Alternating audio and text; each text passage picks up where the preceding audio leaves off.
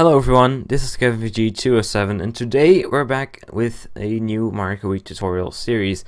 Now, I have done a Mario Kart Wii custom track tutorial series before, but it was kind of crap and it wasn't very good. So, I'm going to start again, and I'll start with all the things you need in order to make a custom track. So, what you need first, actually these are kind of in the wrong order. I'll put this entire list in the description. So what you need is Sketchup. You can use any version, I believe. If it doesn't work in the newest 2015 version, please let me know and I can put that in the description. Always check the descriptions of any of these videos for any extra information that I missed. If you have any problems, please leave them in the description as well. So you need SketchUp, the OBJ exporter plugin for SketchUp, the C tools, which is pretty much the most important to get your custom track into well, a file that works for the Wii. SS modifier, which is kind of an older version. It's on the same site apparently, I believe, and it's also pretty useful for making the collision, because this program doesn't really work with the collision. It's weird, but just install it, alright? KMP Cloud for doing the KMP, which is pretty useful. You can use SS modify KMP, but that's very bad. You'll know when I get there. So Magic Y for, again, it's in combination of KMP Cloud, and you need Python 2.7 for Magic Y to work. Just install this stuff and you'll see when we get there what they do. So I'm not going to actually show you how to make a track. What I'm going to do is I am going to just show you a track, and I'm going to tell you what you need to do with a track. So yeah, I'm not here for the tutorial like how to do SketchUp, how to model a SketchUp. There are many other tutorials to find on the internet if you want to know how to make tracks or any model in SketchUp. So all I'm going to do is I'm going to show you how you pretty much make your model compatible with a custom track. So what you need to do is, if you have your model, make sure you have make sure all sides you can see and drive on are white faces. They must be white. So we can go to View, Face Style, Monochrome to see. Now all of these faces are white and all of these faces are black. You can make it more clear by going into the Windows Styles and click Edit, Back Color, make it red. So nothing you can see in game should be red. Everything should be on the bottom of the faces. So yeah, that works for me. Let's go back to shade it with textures. Now with all the textures, you need to make sure they have a name and they have a descriptive name, because every texture corresponds to a different material. So what I have is I have two types of grass. One is off-road grass, and one is out-of-bound grass. So they're the same texture. Well, they're actually, one is a little bit darker, but you can do that in SketchUp itself using this little tool that makes it like lighter or darker, or more bright and more dark.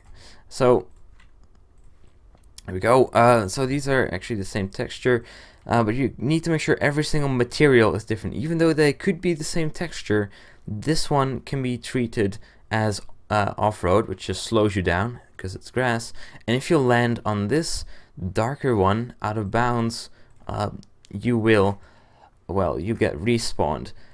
Make sure to remember that these names don't actually matter. It's just for you to remember which ones are the correct material.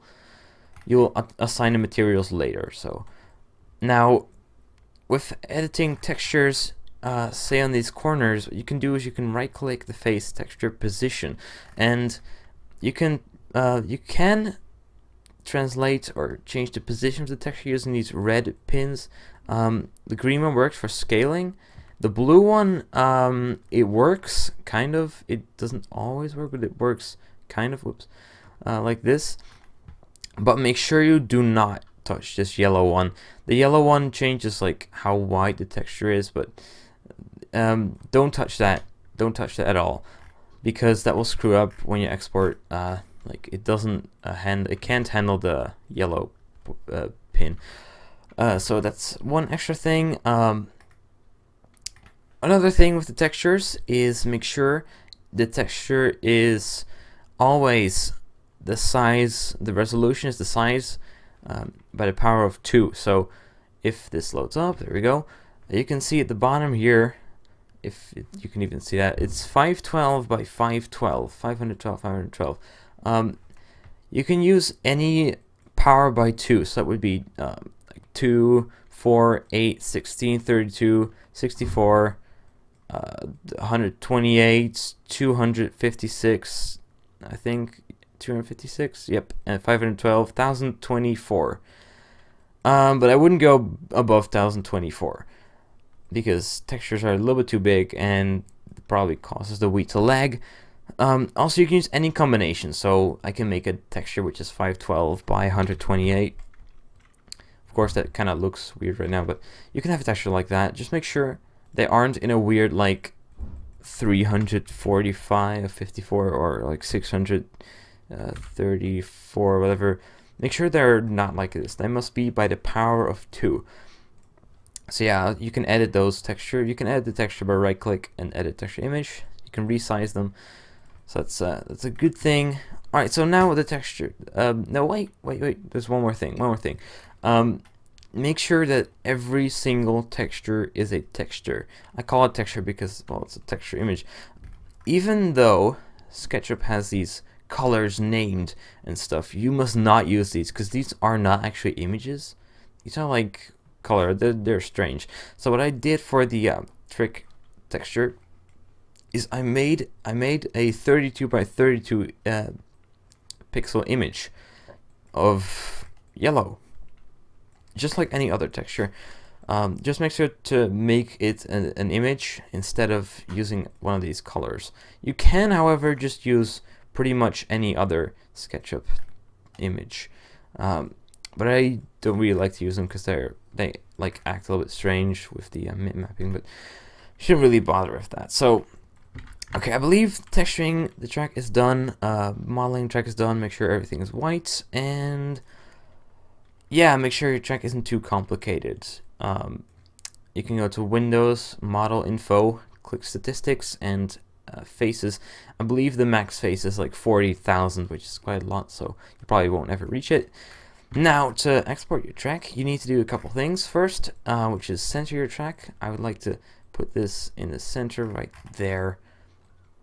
Right there. Then you want to make sure that the track is above this grid, the axes. Grid? It's not even a grid. These axes. So these axes right now are right at the track, so they are right there. But the 0 height. So this blue one is the height, the z-axis, or I don't know, whatever you want to call it. It's the height axis, and at 0 height, you get immediately called out of bounds, which is, I guess, something that Nintendo did to prevent you from falling forever. So once you hit the bottom, once you hit 0 height, you'll immediately go out of bounds. So since this track is built on 0 height, you'll immediately go out of bounds. So what you can do is you can do Control A, select everything, click this move icon, which you should know if you know how to make sketch models. Hold Alt and then move it up. Now holding Alt will pretty much snap it to axes, I believe. No, it doesn't. It does it without, but I remember something about that. Well, just make sure you move it exactly upwards. That's all you gotta know. Or you don't hold it, you press it once? I don't know. I don't even know what it does anymore. Just make sure it goes up, right? Just make sure it's above the axis. Now the axes are below, so it should be pretty fine. And yeah, okay. Now the scaling of your track, that's something very important as well. Make sure your road is around 3,000 to 2,500 meters wide. Make sure it's in meters. I believe you can go to Windows, Preferences, where is it? Template. Select simple template meters, because meters is like a unit. Inches don't really work, so make sure it's meters. So now it needs to be between 2.5 1,000 and 3,000 meters. So this is now 2 meters. So we gotta at least make it like 1,000 times as big. You can do Control A and click the scaling tool, and then hold Control and move one of the outer thingies. Hold Control because otherwise this will happen. You want to scale it like correctly. I don't even know how far I scaled it. Let me check. Let's see how big this is now. That is 96, which means we're gonna have to scale it up a little more. The texture seems to be screwing up.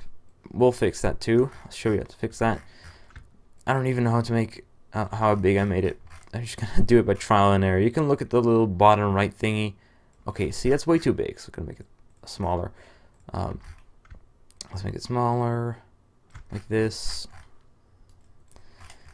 And let's see, that's about right. About 2,600. That's about right. I believe it repositioned. Yeah, okay, we're gonna have to fix that too. And you can see now something has gone wrong.